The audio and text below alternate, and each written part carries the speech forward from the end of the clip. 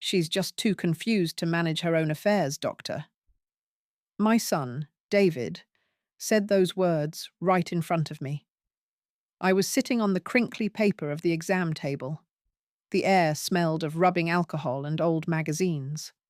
My purse was clutched in my lap, its worn leather cool against my knuckles. I looked from my son's face to the doctor's. Neither of them looked at me. It was like I had become a piece of furniture, a problem to be managed. David kept talking. He used a soft, concerned voice. The same voice he used when he was a boy and wanted a bigger allowance. He spoke about me forgetting a neighbour's name once. He mentioned the time I couldn't find my car keys, which were in my other coat pocket. "We're just worried, doctor," he said. "The finances? It's a lot for her. A power of attorney would give us all peace of mind." I didn't say a word. I just stared at the little poster on the wall showing the human heart. I thought about the 60 years I had managed my own affairs just fine. I managed a household, raised David, paid the bills after my husband Robert passed, and invested the money Robert had worked so hard for. I had managed to build that nest egg into $1 million. Apparently, that was the part David was most worried about. The doctor finally turned to me. He had kind eyes, but they were tired. "Eleanor," he said gently, "how are you feeling?" "I feel perfectly clear, thank you," I said. My voice was steady. It didn't shake. I was proud of that. On the drive home, David tried to act normal. The car radio was playing some soft rock station. He asked if I needed anything from the grocery store. I just looked out the window at the familiar houses passing by. The silence in that car was heavier than a winter blanket.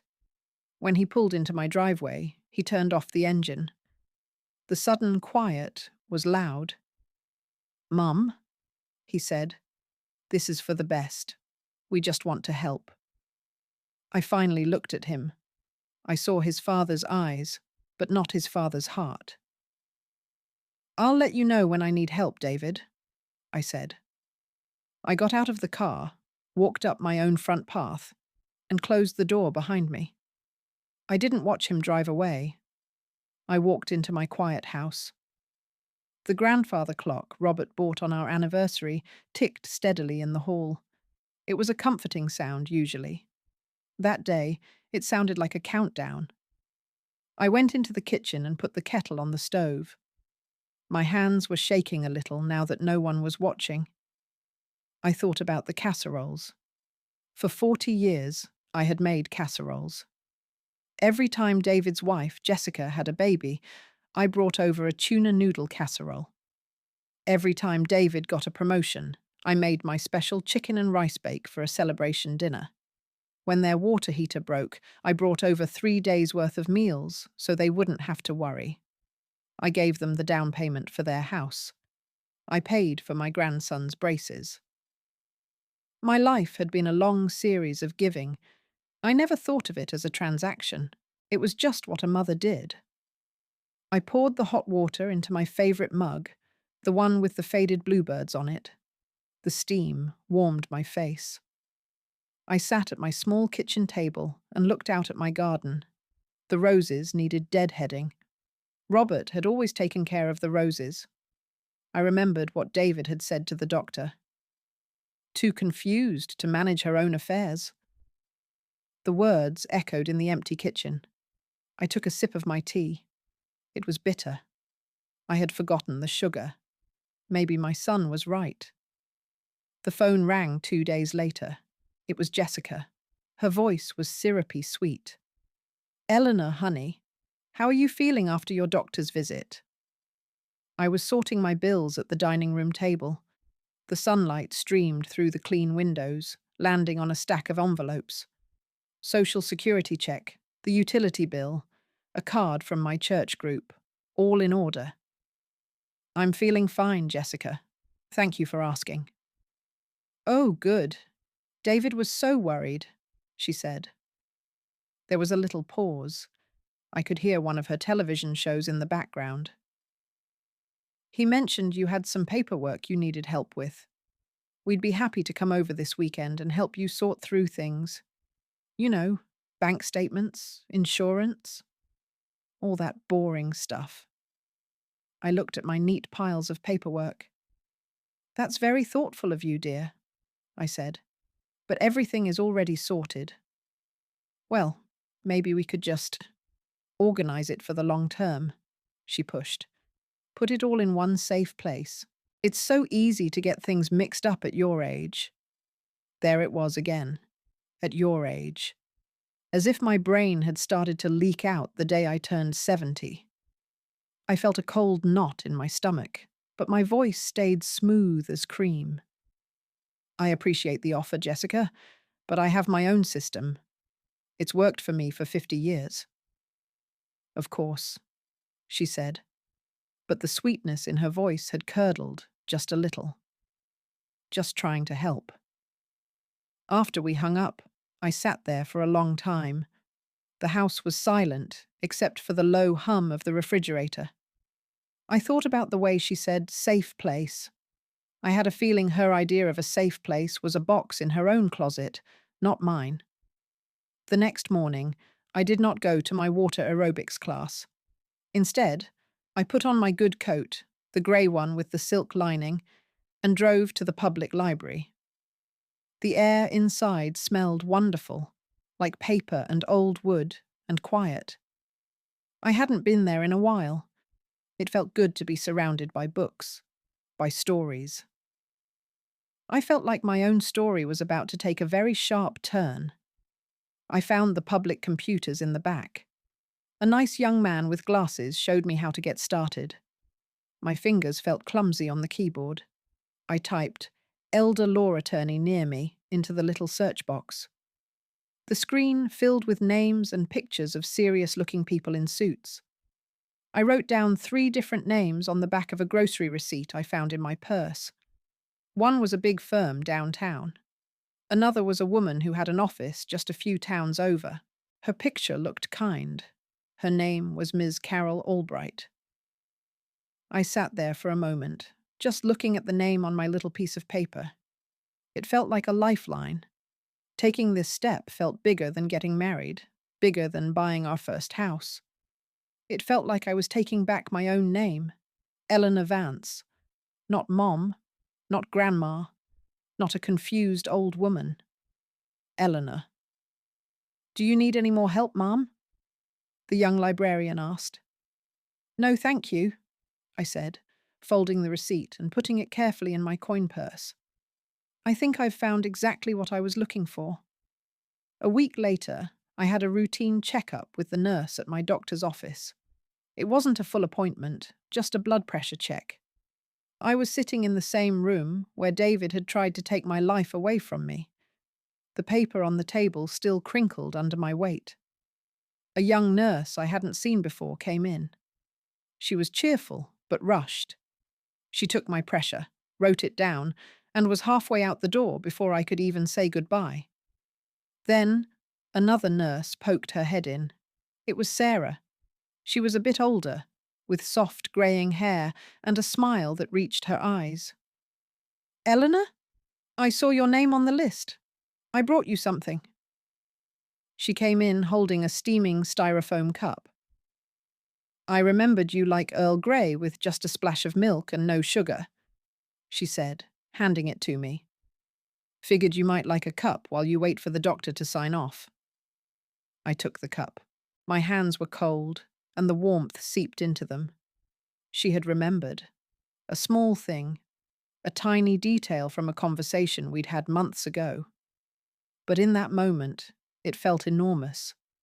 It was a piece of my life that someone had bothered to hold on to respect.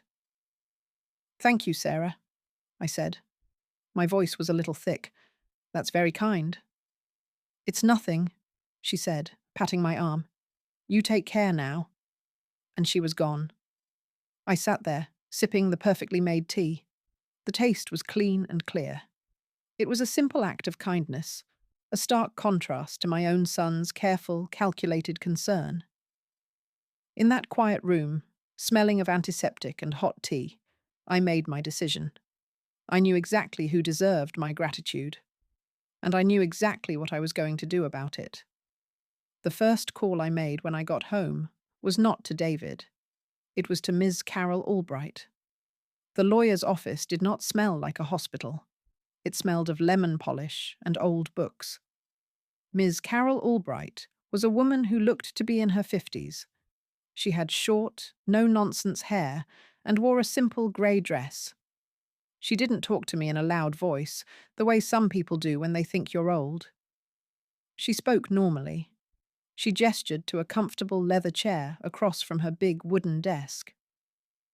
"Mrs. Vance," she began, after I had told her the whole story. "Thank you for trusting me with this. It happens more often than you would think." I watched as she made a few notes on a clean yellow pad. The only sound in the room was the scratching of her pen and the soft hum of the air conditioner. "My son is not a bad man," I said, feeling the need to be fair. "He is just impatient, and his wife has expensive tastes." Ms. Albright looked up at me. Her eyes were clear and direct. "Wanting to control your money because you forgot your keys once is not about impatience, Eleanor. It's about control. And it's your money. You earned it. You saved it. You get to decide what happens to it." I took a sip of the ice water she had given me. The glass was heavy and cool in my hand. "So what can I do?" "We can do several things," she said, putting her pen down. "First, we draw up a durable power of attorney and a healthcare proxy, appointing someone you trust. Second, we create a new last will and testament that makes your wishes perfectly, legally clear. No room for confusion." Her using that word, confusion, felt like a small victory. It was my son's word, and she was turning it into a shield for me. I sat up a little straighter. "Yes," I said. "Let's do that." David and Jessica showed up after church that Sunday. They didn't call first. I was in the kitchen, humming to myself and checking on my pot roast. The whole house smelled of onions and thyme. Jessica was holding a pie in a plastic box from the grocery store. "We were in the neighborhood," she chirped, kissing the air next to my cheek. "We brought dessert." I looked at the sad-looking apple pie. "How lovely," I said. "Dinner will be ready in an hour."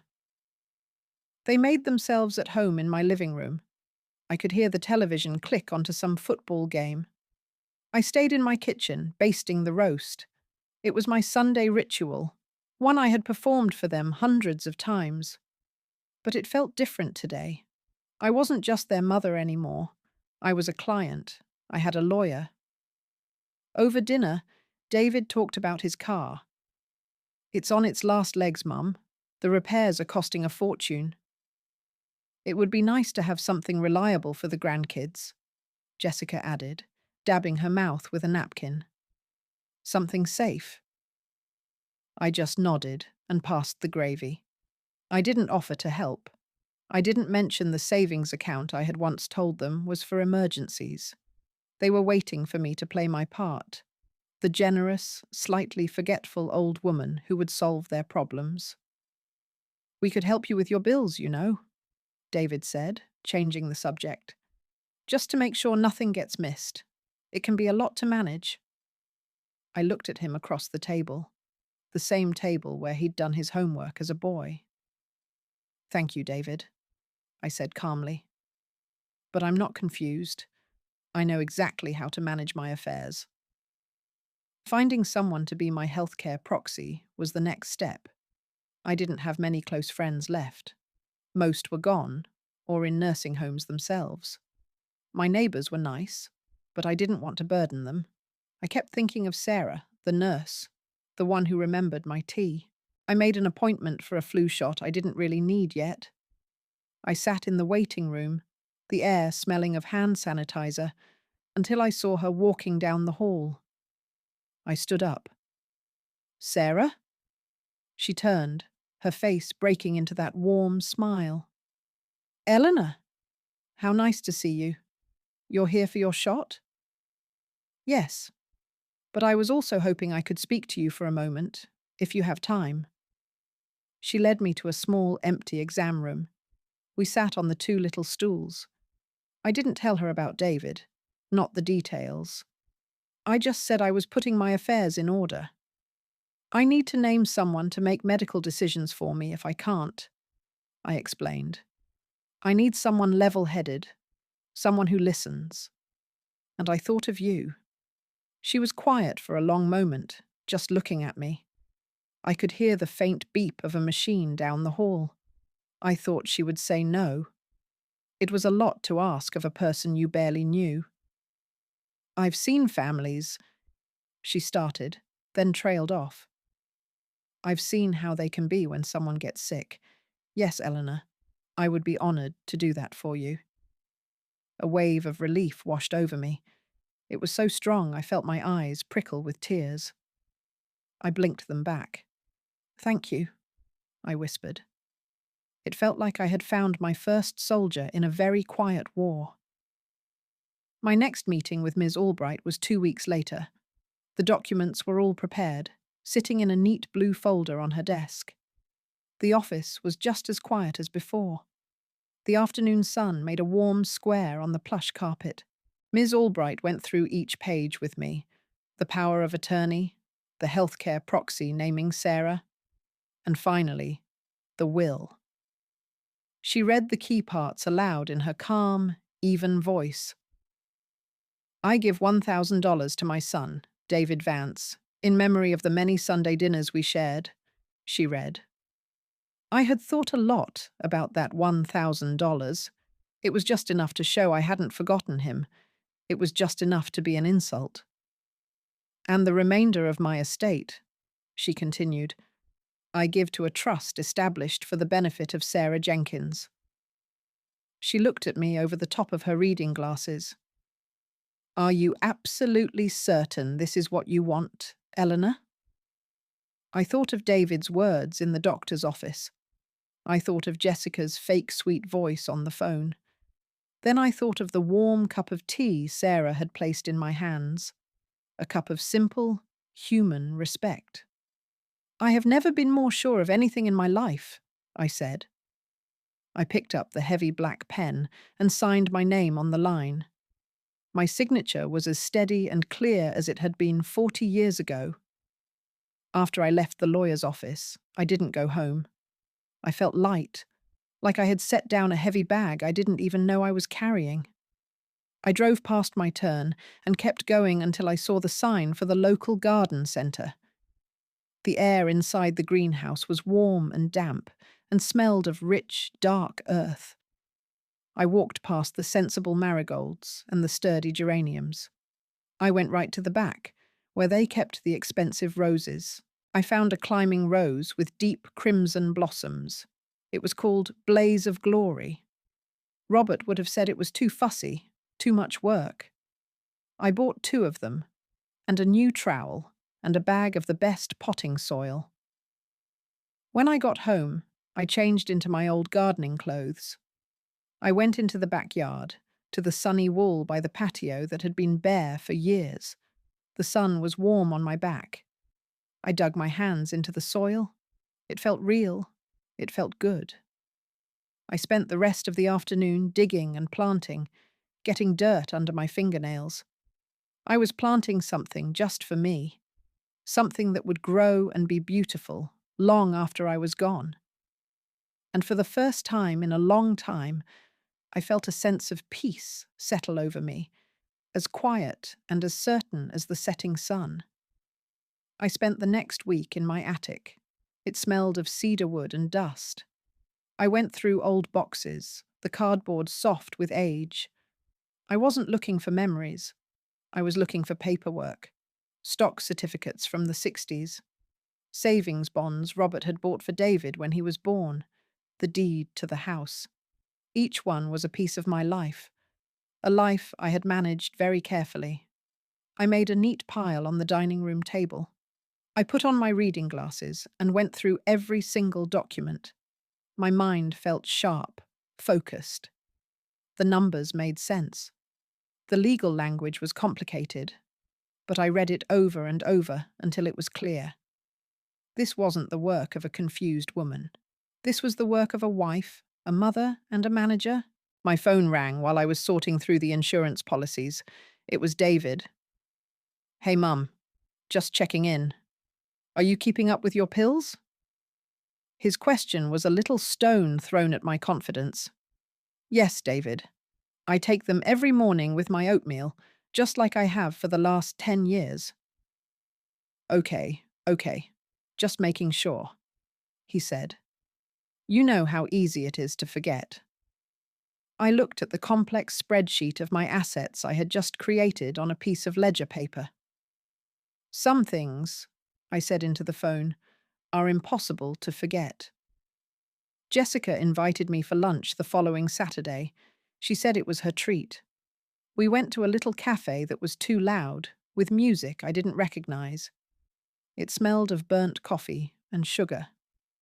Jessica ordered a big salad with a fancy name. I just had a bowl of tomato soup. "We found a wonderful place for you to look at, Eleanor," she said, leaning forward. Her voice was low and conspiratorial. "It's called Golden Meadows. It's more of a community than a home. They have activities. You wouldn't have to worry about a thing. No cooking, no cleaning, no big empty house." I stirred my soup. A perfect red circle. "I like my big empty house, Jessica. It's full of my things." "But it's so much work," she insisted. "And you'd be around people your own age. David and I just worry about you being all alone." I looked at her perfectly manicured nails and her expensive handbag on the chair beside her. They weren't worried about me being alone. They were worried about me being in charge of the house, the money, the final say. They wanted me packaged up and put somewhere convenient. "My new roses are a lot of work, too," I said, taking a spoonful of soup. "And I'm enjoying them very much." I called Ms. Albright again. "I have all the financial documents," I told her.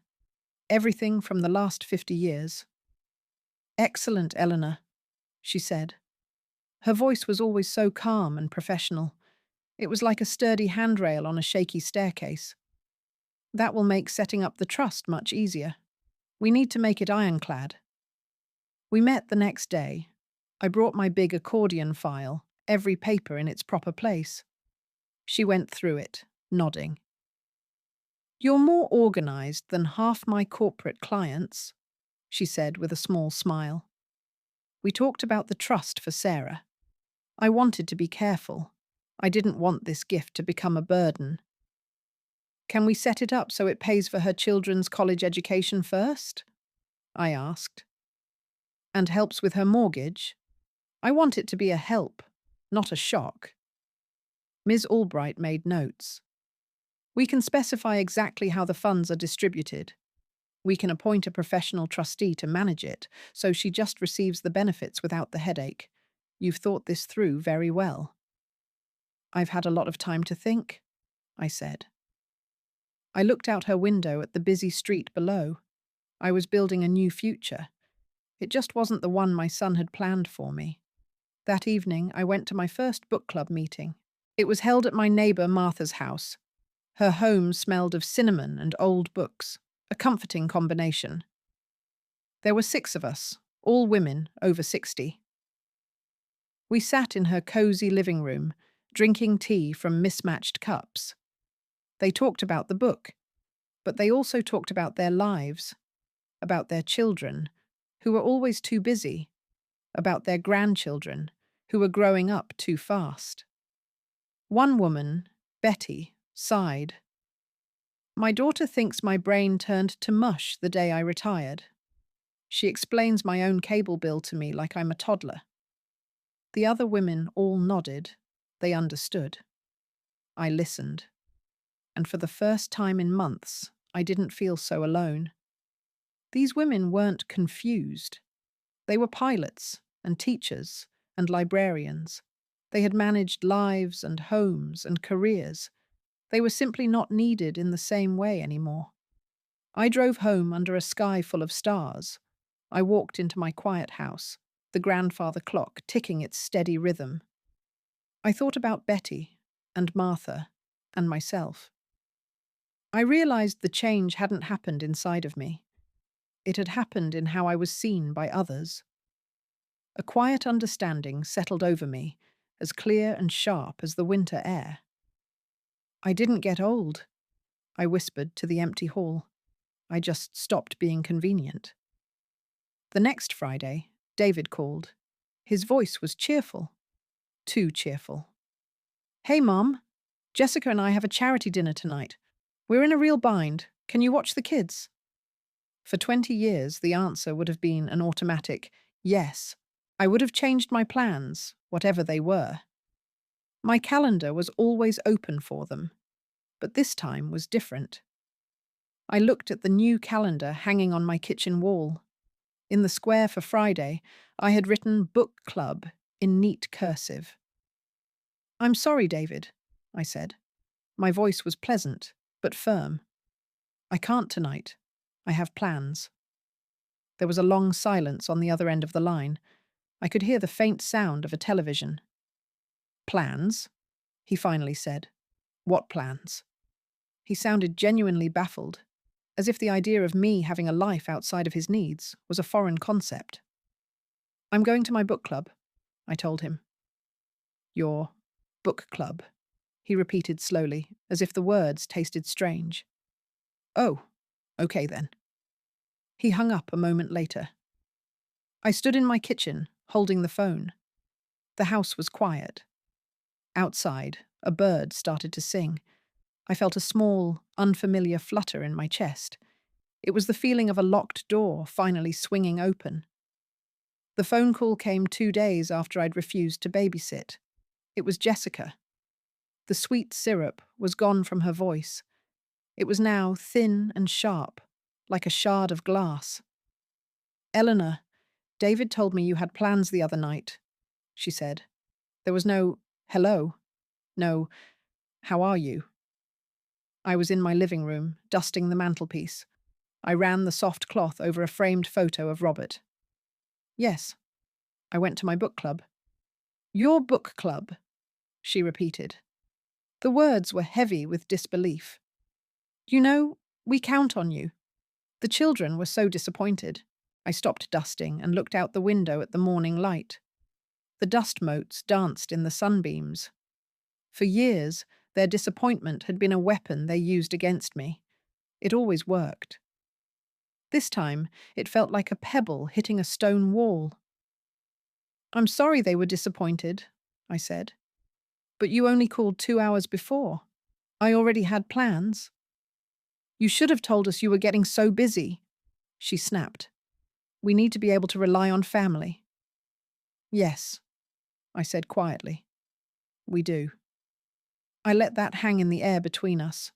The silence was long and cold. Finally, she said a brisk goodbye and hung up. I put down my dustcloth and went to the kitchen to put the kettle on. The house felt more mine than it had in years. My next appointment was not with a doctor or a lawyer. It was with a financial advisor at a large bank downtown.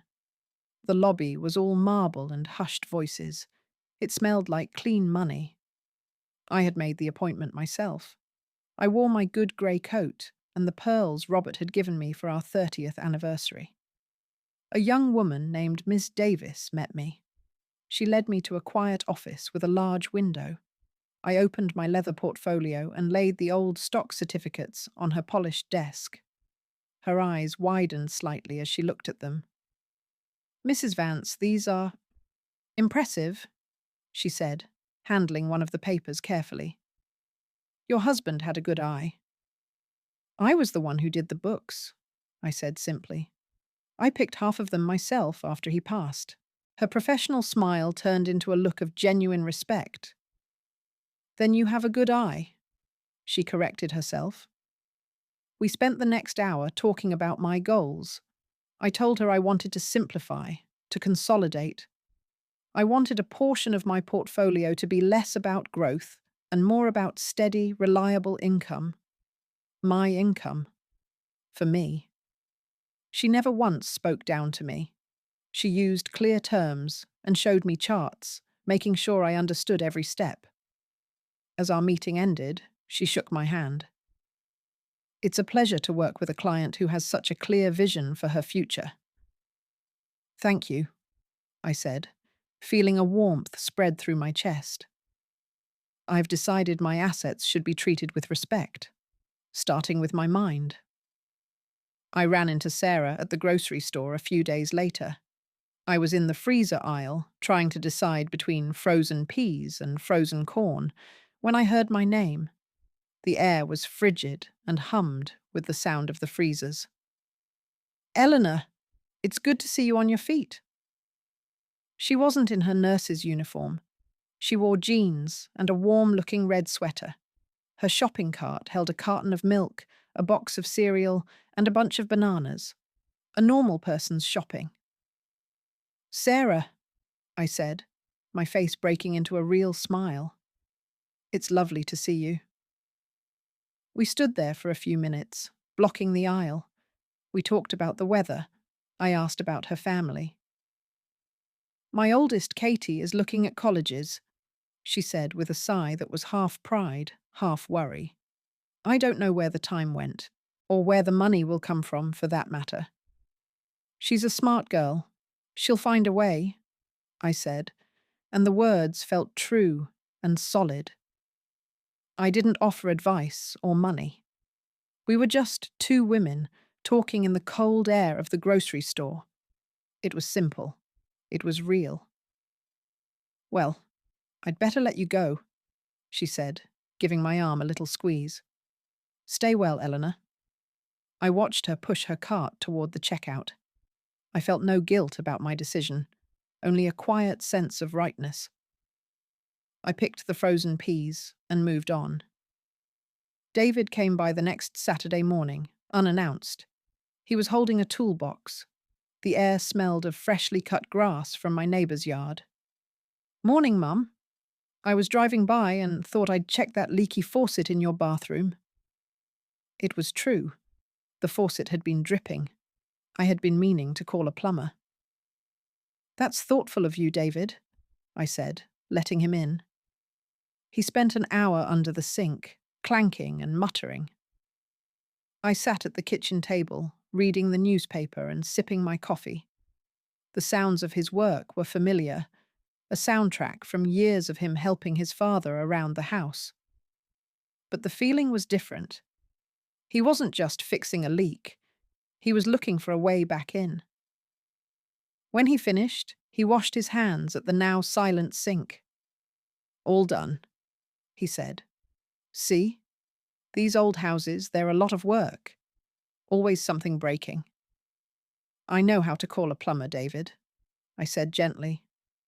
I know you do, he said, drying his hands on a dish towel.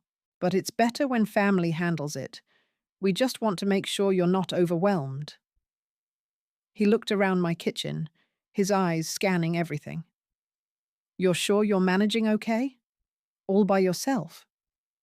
His words were meant to sound like concern, but I heard the echo of the doctor's office, too confused to manage. I'm managing just fine, I said, folding my newspaper neatly. But thank you for fixing the faucet.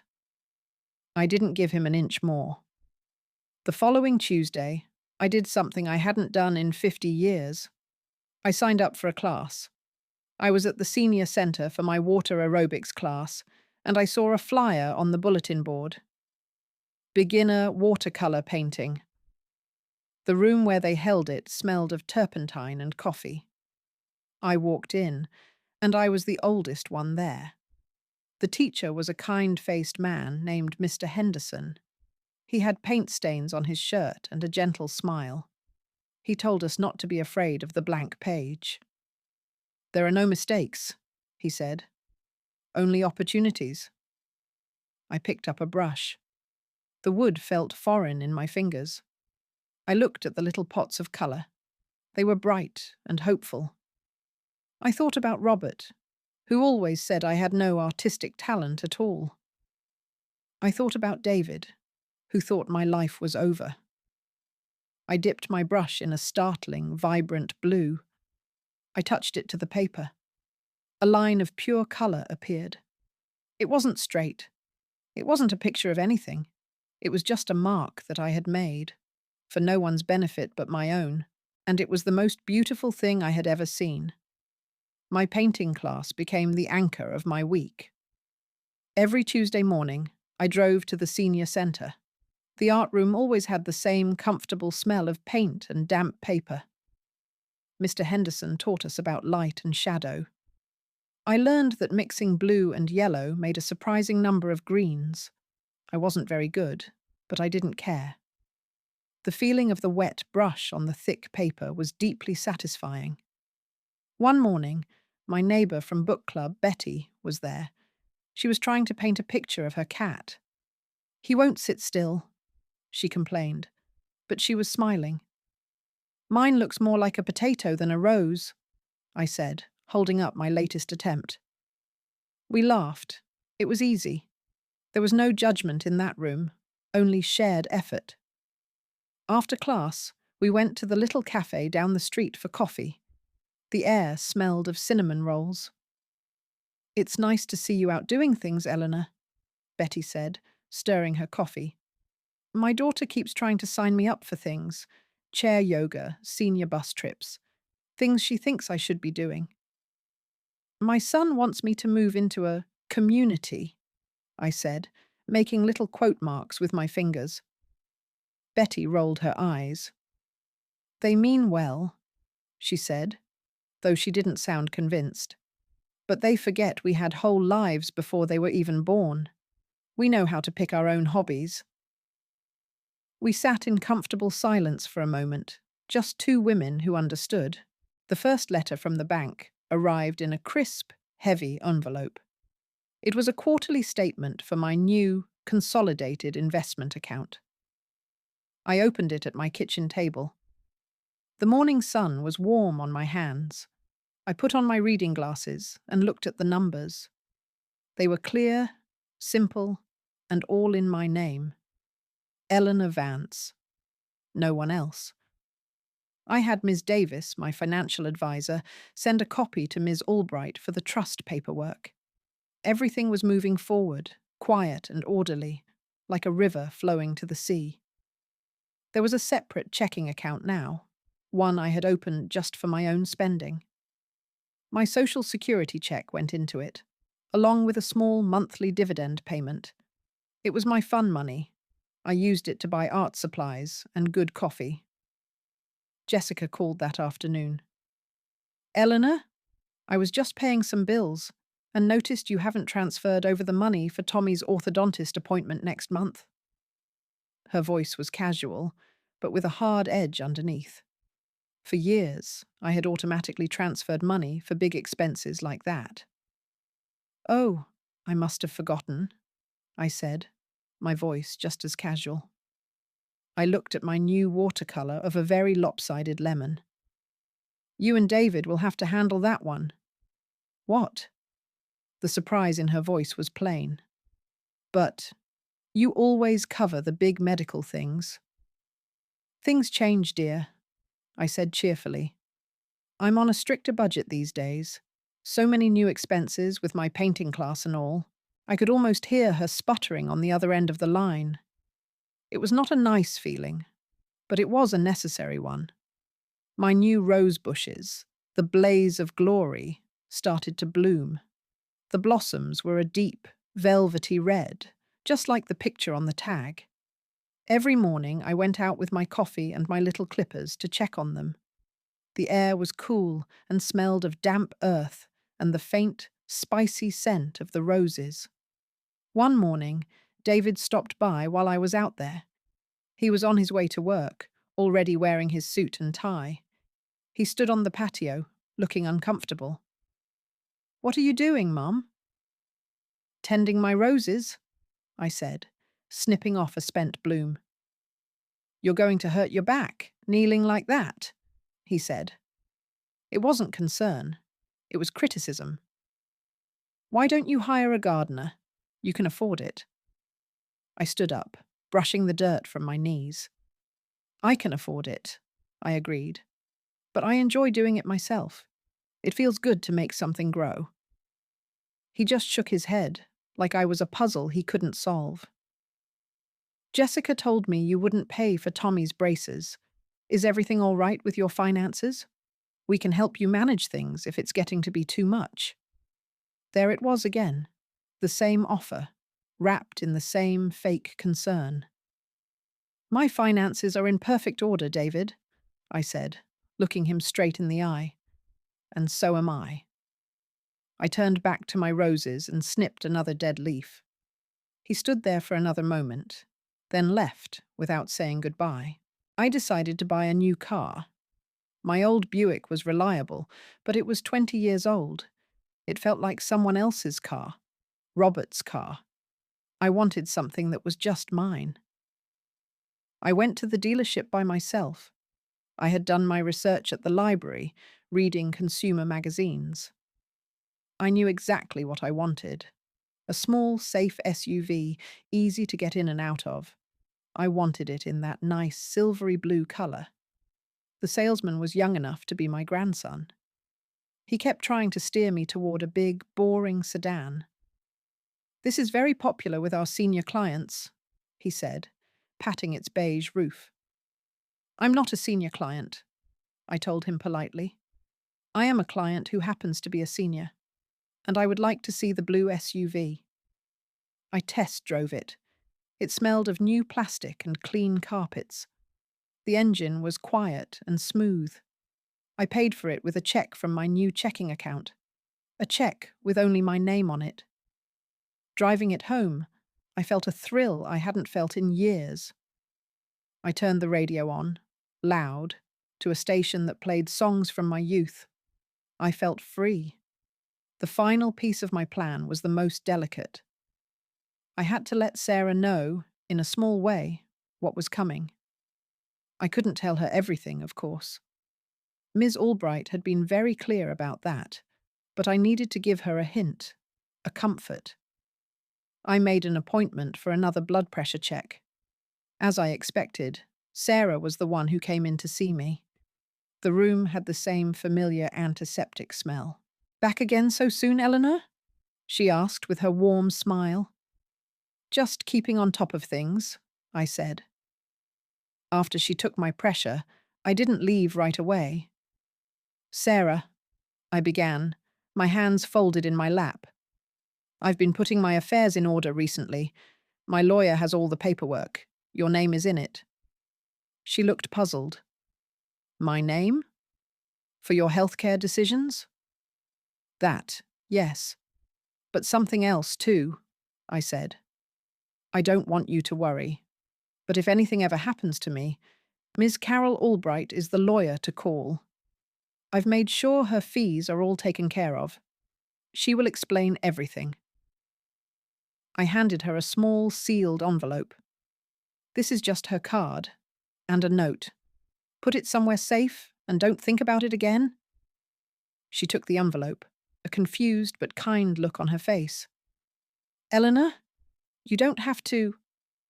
I know I don't, I said, patting her hand. I want to.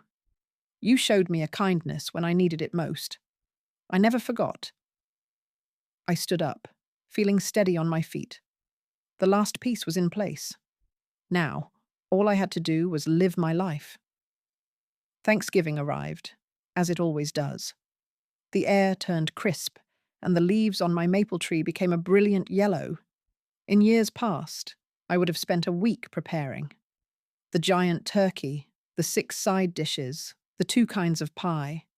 My house would fill with the smells of sage and roasting poultry.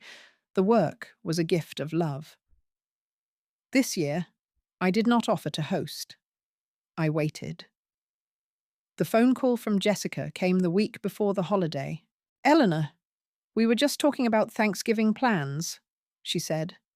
Her voice was bright and businesslike. We'll be at our house this year. Can you bring your sweet potato casserole and the pumpkin pie? It was not a question. It was an assignment. I sat in my comfortable armchair, a half-finished watercolor of my new car on a table beside me. "That sounds lovely, dear," I said, "but I won't be able to make it this year." The silence on the phone was so complete I could hear the faint hum of my refrigerator. "What do you mean, you can't make it?" Jessica asked. Her voice had lost its brightness. "It's Thanksgiving. It's for family." "I know," I said calmly. "My friend Betty from book club is having a potluck for a few of us whose children are out of town. I've already promised to bring a green bean casserole." It wasn't a lie. Betty had indeed organized it, and I was looking forward to it. "You'd rather spend Thanksgiving with your friends than your own family?" she asked. The accusation was thick in her voice. "I'd rather spend it where I'm a guest, not a caterer," I said, my voice still gentle. "You and David have a wonderful day." I hung up before she could say another word. My Thanksgiving with Betty and the other ladies from my book club was wonderful. We gathered at Betty's small, tidy condo. It smelled of roasted chicken and cinnamon. There were only 6 of us. We didn't have to impress anyone. We ate on mismatched plates and drank sparkling cider from wine glasses. We talked and laughed. Martha told a story about a disastrous Thanksgiving turkey that caught fire in the 1970s. I told them about my new car. They were genuinely happy for me. No one asked if I could afford it. No one told me it was impractical.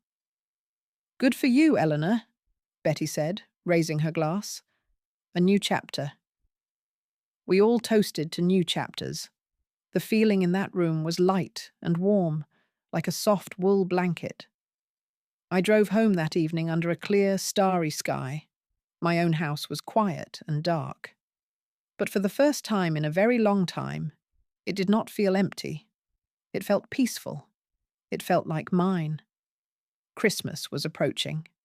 The stores started playing their tinny music. I received a stiffly worded Christmas card from David and Jessica. It was a photo of them and the children, all wearing matching red sweaters. On the back, Jessica had written, "Hoping we can all be together for the holidays." It felt more like a demand than a wish. I decided it was time. I called David. "I'd like to have a family meeting," I said. "Here at my house, next Sunday afternoon. It's important." "A meeting?" he asked, sounding suspicious. "What about?" "About my affairs," I said. "I've made some new arrangements, and I want you and Jessica to be fully informed." He agreed to come. I knew what he was thinking. He thought I had finally seen reason. He thought I was ready to hand over the keys to my life. He was about to be very surprised. That Sunday, I prepared. I didn't bake a casserole. I didn't roast anything. I set out a plate of store-bought cookies and a pot of fresh coffee. The house smelled of coffee, not of duty. I sat in my favorite armchair, the one with the good back support. I placed a thin blue folder on the end table next to me. David and Jessica arrived right on time. They came in and sat on my sofa, side by side, like a panel of judges. They looked around the living room. Jessica's eyes lingered on my amateur paintings, which I had framed and hung on the wall. Her expression was unreadable. "So, Mum," David began, leaning forward. "You said you wanted to talk about your affairs. Jessica and I are here to help. We can get that power of attorney paperwork started right away. It'll be a relief for you not to have to worry." I let him finish. I took a slow sip of my coffee. The warm ceramic mug felt solid in my hands. I looked at my son, then at his wife. "Thank you for your concern, David," I said. My voice was even and calm. "But that won't be necessary." I reached over and picked up the blue folder. "I have already put my affairs in order. I have a new will, a healthcare proxy, and a durable power of attorney. They were all prepared by my lawyer, Ms. Carol Albright." David stared at me. Your lawyer? When did you get a lawyer? A few months ago, I said, right after our visit to the doctor. I opened the folder. I didn't show them the documents, just let them see the official-looking papers inside. I have appointed a professional third party to manage my finances if I become unable. My healthcare proxy is a trusted acquaintance who understands my wishes. Jessica finally spoke. Her voice was tight. A trusted acquaintance. What about your son, Eleanor? What about your family? This was my decision, I said, closing the folder. It is what I am most comfortable with. I looked directly at David. I needed to choose people who I am certain see me clearly, people who don't think I'm too confused to manage my own life. The use of his own words hit him like a physical blow. I saw it in his eyes.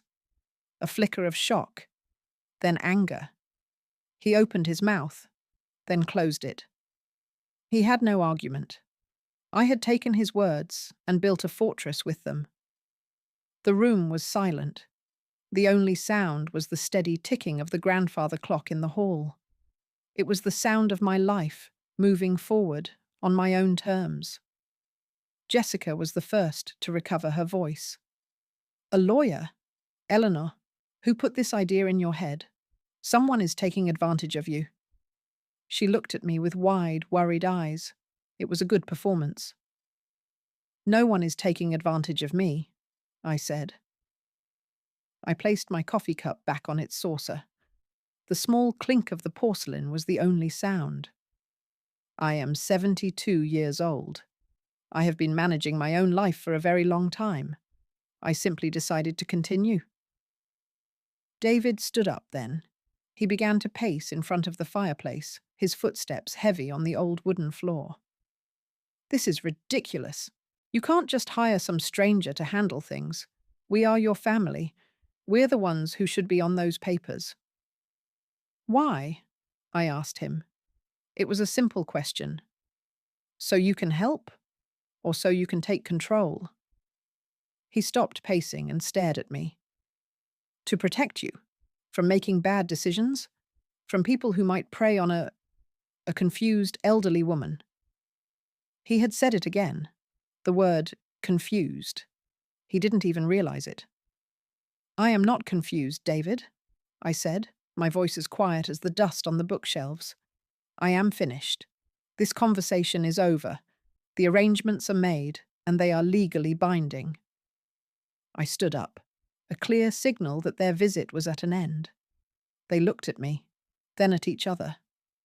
For the first time, they had no more words. For a week, my phone was silent. No calls from David. No texts from Jessica. The silence was a cold, heavy thing at first. I would find myself looking at the phone, expecting it to ring, expecting the anger, the accusations. But nothing came. I went to my painting class. I tried to paint the finches at my bird feeder. Mr. Henderson came and stood behind me. The room smelled of wet paper and coffee. You have a good sense of colour, Eleanor, he said. Don't be afraid to be bold. So I added a bright slash of orange to the bird's breast. It was probably not what a real finch looked like, but it made the painting feel alive. I realized the silence from my son's house wasn't empty. It was clear. It was a space I could now fill with my own colours, my own choices. That afternoon, I drove my new car to the nursery and bought 3 pots of bright yellow chrysanthemums for my front porch. I knelt in the cool dirt, my hands getting soiled, and planted them myself. The work was honest, and my back didn't hurt a bit. The next phone call was not from David, but from my grandson, Tommy. He was 12. Grandma? He asked. His young voice was hesitant. Tommy, sweetheart, how are you? I said, a real warmth filling my chest. I loved my grandchildren. This was the part that hurt. I'm good. Hey, Dad said you're mad at him. Are you mad? I sat down in my kitchen chair. I could hear Jessica's voice coaching him in the background. My heart ached. Using a child was a new low. "Oh, honey, that's a grown-up misunderstanding," I said, keeping my voice light and loving. "It has nothing to do with you. I love you very much. Now tell me, how was your soccer game on Saturday?" "It was okay," he said, distracted. "But Dad is really sad. He said you don't trust him anymore." "Tommy," I said, my voice gentle but firm, "I'm not going to talk about this with you. It's not fair to you. But I will always, always be your grandma, and I will always love you.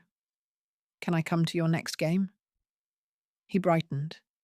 "Yeah, it's next Saturday." We talked for a few more minutes about school and soccer. When I hung up, I felt a deep sadness, but I also knew I had done the right thing.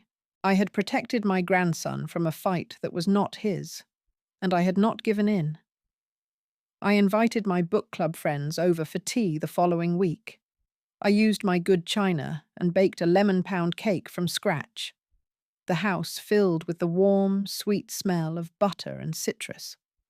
It was a happy smell. Betty, Martha, and the others sat in my living room. The afternoon sun streamed through the windows. We talked about the book we had just read, but mostly we talked about our lives. "My daughter-in-law bought me a subscription to a meal delivery service for my birthday," Martha said, rolling her eyes. "As if I've forgotten how to cook after 60 years. We all laughed. "Mine gave me one of those emergency alert necklaces," Betty added. "I wear it when she visits." I poured more tea. The sound of real laughter in my living room felt like a blessing. These women didn't see me as a problem to be managed. They saw me as a person. "I bought a new car," I told them. "A blue one." They all wanted to hear about it. They were happy for me. I realized this was what family should feel like. A circle of support, not a chain of obligation. David appeared on my doorstep a few days later, alone. It was evening, and the porch light cast long shadows. He looked tired. "Can I come in, Mum?" he asked. His voice was low. I led him into the living room. He didn't sit down. He stood by the mantelpiece, running his hand over the wood. "I don't understand you," he said, not looking at me. "Everything I've done, everything we've tried to do, was to help you." "Your help felt a lot like a takeover, David," I said quietly from my chair. He finally turned to face me. "So that's it? You're just cutting us out? After everything? Dad would be so ashamed of you." I felt a flash of anger, hot and sharp, but I pushed it down. I would not let him see me lose my composure. "Your father and I were a team," I said, my voice steady. "He trusted my judgment completely. He would be ashamed of you for trying to take away the independence of the woman he loved." He flinched, as if I had slapped him. "So the will, you've written us out of the will." It wasn't a question. It was a statement of dawning, horrified belief. "My will is my business," I said. "I have left my estate to those I believe will honor my memory with gratitude and respect, not to those who see me as a bank account with a fading memory." He had no answer to that. The truth was a locked door, and he had just found himself on the wrong side of it. David left my house that evening, and a long silence followed. It was not a comfortable silence, but it was a necessary one. The holidays came and went.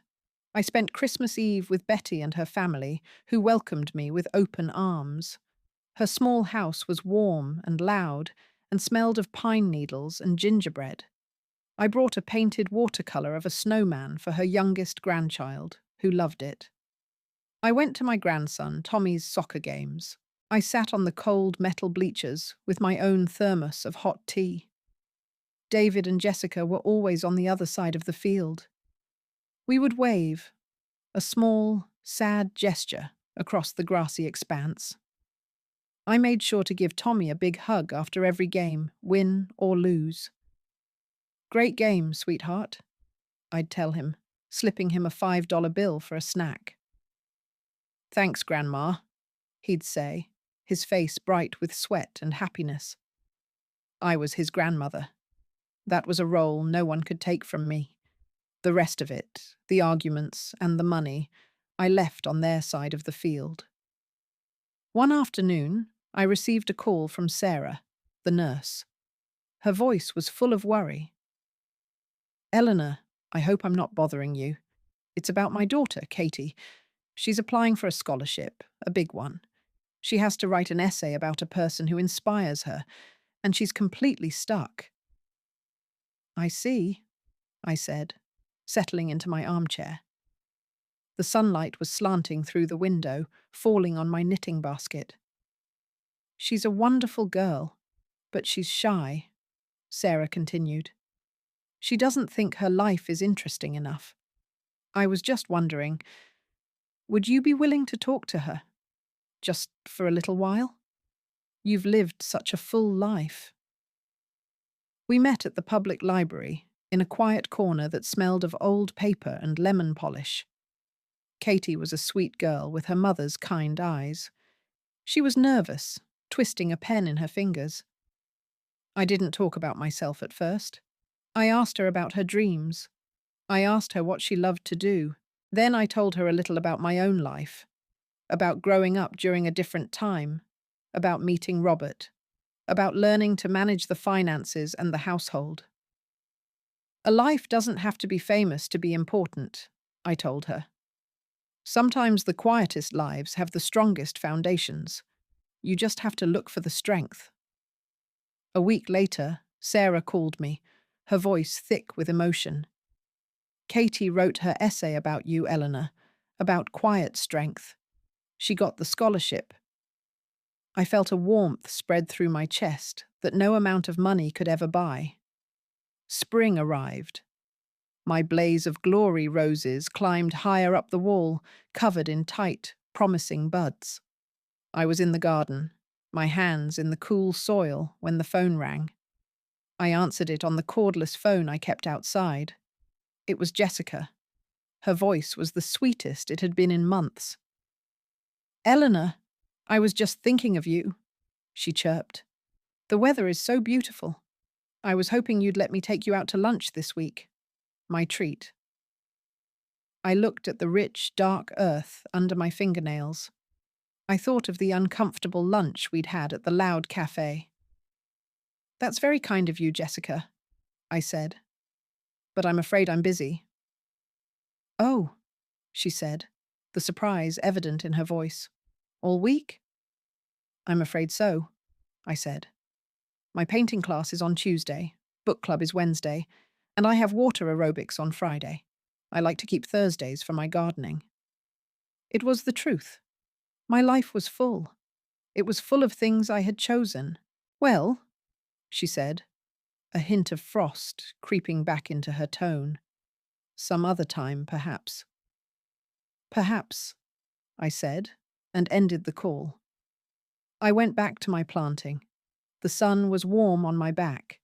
Mr. Henderson, my painting teacher, had started staying a few minutes after class each week to look at my work. He was a widower, a retired art professor with kind, crinkly eyes and paint stains on all his sweaters. "You have a real joy in your work, Eleanor," he told me one Tuesday as I was cleaning my brushes. The room smelled of turpentine. "You're not trying to impress anyone. You're just painting." "It makes me happy," I said simply. "I can tell," he said. He hesitated for a moment, a slightly shy look on his face. "I was wondering, would you like to go to the art museum with me this weekend? There's a new exhibit of watercolor landscapes." I felt a little flutter of surprise, and then a slow, pleasant warmth. It had been a very long time since anyone had asked me out on a date. "I would like that very much, George," I said. We went that Saturday. He drove, He was a perfect gentleman. We walked through the quiet, grand rooms of the museum. We didn't talk much. We just looked at the beautiful paintings together. It was peaceful. Afterwards, he took me for coffee. It was a simple, lovely afternoon. It felt like the beginning of a new, quiet friendship. This morning, I woke up early. The sun was just beginning to rise, painting the sky in shades of pale pink and gold. I made my tea, Earl Grey with a splash of milk, and took it out to the garden.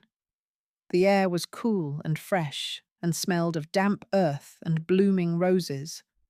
My blaze of glory bushes were covered in deep red flowers.